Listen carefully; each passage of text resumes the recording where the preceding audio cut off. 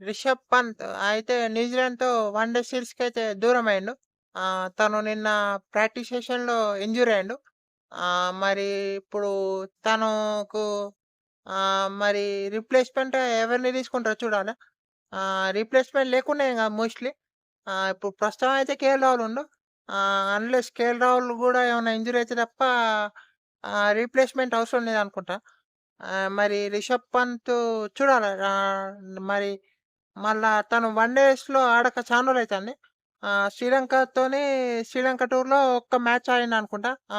అదే తన last day అనుకుంటా. తను స్క్వాడ్‌లో అయితే ఉంటుండు గానీ, మళ్ళా తనకు ప్లేయింగ్ ఎలెవన్‌లో అయితే ఛాన్స్ అయితే రావట్లేదు రిషబ్ పంత్‌కి. మరి చూద్దాం మరి తనకు ఛాన్స్ ఎప్పుడొస్తదో. మరి రిషబ్ పంత్ మళ్ళా ఇప్పుడు చాంపియన్స్ ట్రోఫీ స్క్వాడ్‌లో ఉండు. సౌత్ ఆఫ్రికాతోని స్క్వాడ్‌లో ఉండు గానీ తనకు ప్లేయింగ్ ఎలెవన్‌లో ఛాన్స్ రాలే. మరి తను టక్కున కోలుకుంటే మళ్ళా ఆహ్, నెక్స్ట్ డేలో ఎప్పుడు ఛాన్స్ వస్తదో చూడాలి. ఇప్పుడు ఐపీఎల్ వరకు ఆహ్, తను వెయిట్ జేయాల మళ్ళా. ఇప్పుడు మళ్ళా మెయిన్ క్రికెట్ ఆడాలంటే. మరి ఐపీఎల్ వరకు తను మంచిగా రికవర్ కావాలని కోరుకున్నాం. అంత పెద్ద ఇంజ్యూరీ ఏం కాకపోవచ్చు.